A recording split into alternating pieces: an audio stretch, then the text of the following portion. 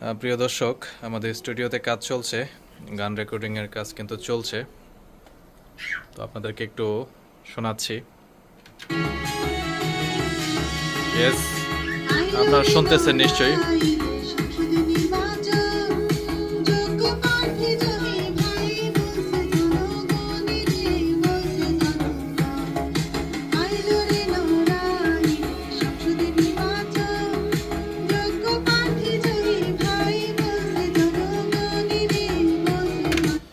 বাকিটা শোনাবো না, বাকিটা হচ্ছে আপনারা পরবর্তী সময় দেখতে পাবেন।